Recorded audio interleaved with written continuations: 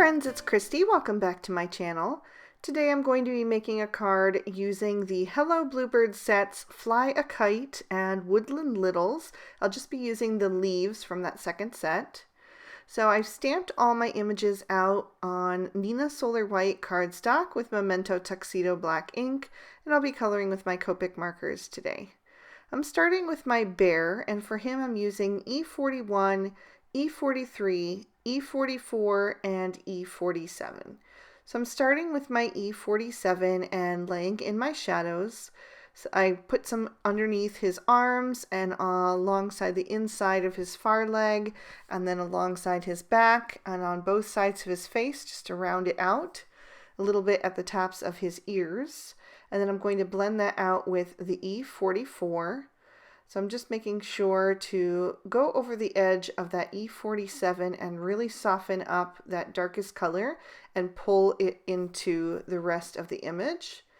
Now, if 4 different marker colors seems excessive to you, you could pare it down to 3 colors. You could eliminate the lightest or the darkest, whichever you prefer if you wanted a lighter or darker image. But I really like the level of contrast that 4 markers gives me on larger images like these. Now, he's not giant by any means, but compared to typical images that I color, like Lawn Fawn especially, this is, probably 1.5 the size, if not double the size. So to me, it is a little bit of a larger image. So, I like a lot of contrast in my coloring, so that's why I'm doing the 4 colors.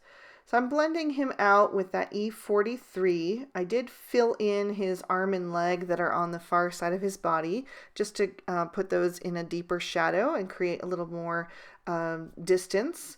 And then I'm going to come in with that E41 and finish him off. Now, I'm not going to get a super great blend on this because there is quite a bit of difference between the E41 and the E43. There is an E42 marker. I don't happen to own it at this time, but it is on my wish list. One thing you can do is do a little bit of tip-to-tip action, which I'm going to show you right now. Just picking up a little bit of that E43 with the end of the E41 and just blending that in until it's just the pure E41 once again. It does not ruin your marker, but it will help you just create a little bit more of a blend. Then I'll grab my colorless blender and just clean up any mistakes, and then continue on with my fox. For him, I'm using Y38, YR14, and YR18, and his shading is going to be different than the bear. The bear is facing to the left, but his head is turned back toward the right. So I needed to do his shadows a little bit different since I'm doing kind of a central light source. So the shadows are going down the backs of the critters. Now the fox is facing completely towards the left. His whole body is turned that way. So his shadows are going to be much more straightforward. So all of my shadows are going on the right with the exception of I put a little bit on his nose just to accentuate that, I guess, a little bit. And then I also did a little bit of color on his belly because his arms were outstretched, so they would be casting a shadow down on that belly. The tail I will also do in the reverse because his body would be casting a shadow, and it would be darker where it's connected to the body, so that's where I'm putting my darkest shade. And then just blending out with that YR14, and then I'm going to fill in with the Y38. This is a pretty new to me combo. I just tried this out recently on my monthly series on the MFT YouTube channel called Christy Gets Crafty with My Favorite Things. And I really liked how the combo turned out, so I decided to use it on this card as well. For the fox's white areas, I still wanted to keep that orangey tone, but just super pale. So I'm using the YR000 and the YR00. I'm also going to color in the inside of the bear's ears and the bunny's ears with these shades as well. And I forgot to do the raccoon at first, but I will go back and do him now. Just adding that YR00 first and then blending with the YR000. I wanted to add some more details to this fox. I wanted to give him some dark brown paws and ears. So I decided to do that with the E44 and E47. Now, if you are someone who does not enjoy coloring, this video is probably not for you if you haven't realized by now. But coloring is my favorite part of card making. So I was just having so much fun doing all these little details and coloring in all these critters. But if that's something that you don't enjoy, you can just skip ahead. I pulled in the E43 to help blend the transition from the brown into the orange, and I really, really love how this turned out. I think he's my favorite fox I've ever colored. For the bunny, I'm starting with E50 and E51 just to do some simple shading all over him. I am going to add some details to him as well, but I just wanted to have that all over shading first because I think it's easier to have it already laid in. That way I don't have to shade around the little spots and dots that I'm going to add. For those, I'm going to use E31 and E33. And now I'm just going to have fun kind of choosing different places to add those colors. I'm going to color in one of his ears solid brown. I'm going to put a ring around his eye. I'm going to do a little kind of spotty stripe down his back and color a couple other little spots as well.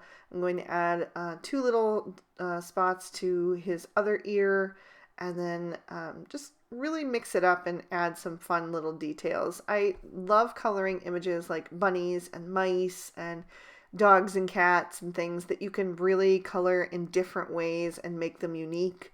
They don't have to be all exactly the same for them to look like the critter that they are.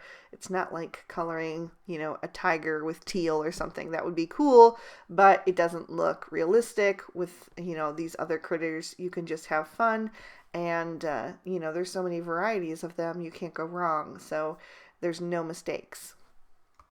For the raccoon, I'm going to use some warm grays. I tend to prefer warm grays for critters and cool grays for inanimate objects, and those are the only grays that I happen to own in Copics. So I'm starting with the W5. I'm going to save the W7 for the parts that I want to look black. So I'm going to lay in my shadows, and for him it's going to be just a little bit different as well, since his body is facing toward the left, but his face is turned toward the viewer. So he's going to have equal shadows on the left and the right of his face, but then on his body it will be just on the right hand side. So I started with the W5 like I mentioned, and then I'm blending out with the W3. And then I will fill all of that area that remains with the W1. He has a little bit of a ring around his mask, so I will fill that in with the W1 as well. I want to keep that nice and light, almost as if it was white. And I did soften up on his belly with the W00 and then go over that area around the mask as well. Then I'm going to quickly do the stripes on his tail, and for those I'm just going to shade bottom and top, and that's going to help it look nice and round and really lift it off the page. So I put my W5 along the very edges, and then I'm pulling towards the center of those stripes with the W3 and then the W1. Then for his mask and the black stripes on his tail, I'm going to shade again, just like they did the rest of his face, on the left and the right, and then on the tail, top to bottom, going towards the center of both of those with the W5 as my midtone, and then the W3 as my highlight. So that W3 is going to be the shade that goes directly over his eyes, which works perfectly because I don't want those eyes to get too lost in that black mask. I still want you to be able to see them very clearly. So all that's left is to finish coloring in my leaves, and I wanted them to be multicolored. So I used some of the oranges that I used on the fox on a few of them, and then for the reds I'm using R29 and R39. And I'm keeping the darkest colors on the edges. so that the lighter colors will be towards the center, so it'll help them to blend a bit more with the other colors that I'm adding, since they don't naturally blend well. So I'm using the BG72 and the BG75 for my blues. This is just a dusty teal that I am really in love with this fall season. This is like the color that I can't seem to not use on a card right now. And then I also wanted to add in some purple, so I'm using V95 and V99 for those. And since most of my animals are pretty neutral with the exception of the fox, these leaves are really going to be the pops of color on my card. So I wanted to make sure that there was, a few of them. Then I'm going to take a black gel pen and just go over the eyes of all the critters to make them nice and bright. Well, I'll skip the bunny since his eyes are closed, but all the rest of the critters will get those. And then I'll trim these out with the matching dies. So for my background, I'm going to do something a bit different. I'm taking the Hello Bluebird Ocean Scene die and I'm going to twist it up completely and make it a park scene. So the top kind of scalloped parts, those are meant to be clouds. And then the front part is supposed to be sand and all the rest is surf. And then there's like a middle portion that's for the waves. I'm going to change this up completely. When I saw this die, I thought it would make the perfect little park scene. And that's what I'm doing today. So I'm taking the frame and I'm going to glue that down to my card base so that I can fit all the pieces inside together like a puzzle. And the cardstock that I'm using is MFT's Grout Gray. I use that for the frame and also for the card base. Then I'm just going to fill the inside with glue rather than gluing each individual piece down. Now I started with my sky. If I were to do this again, I would start bottom to top. I think it would just fit a little bit more seamlessly since that top piece does not go all the way to the edge.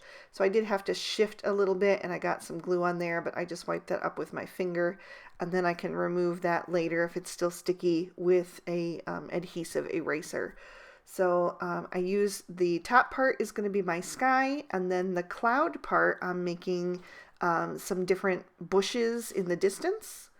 And then I'm going to have another piece of that dark green cardstock that's Lawn Fawn's Noble Fur, and that's going to be the front portion of my park scene. Then I'm going to have two grassy portions, and I'm going to divide those with a little like a little walkway, a little path that cuts through the park. And that is the same grout gray as the card base. And then I'll just add my other light green piece, and that is MFT's Sour Apple, and just smooth everything into place. Then I'm going to open up that card and pop it into my Misty, so it's not too thick, and then I will stamp my sentiment. I'm using Lawn Fawn's Peacock ink to stamp Gather Happy Moments from the Woodland Littles stamp set.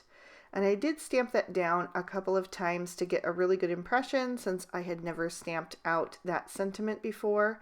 I think I stamped it a total of 3 times, and then it was nice and dark and substantial on the card. I didn't want it to get lost in the scene with all those critters. Then I'm opening up my card base and doing a little stamping on the inside. I'm using Lawn Fawn's dough ink to stamp out Life is Better with Friends. And then I've got the little mouse from Fly a Kite. The sentiment is also from Fly a Kite. And then I'm going to take one of the leaves from Woodland Littles and just add that so that it looks like he's kind of hanging on to it and getting picked up in the breeze.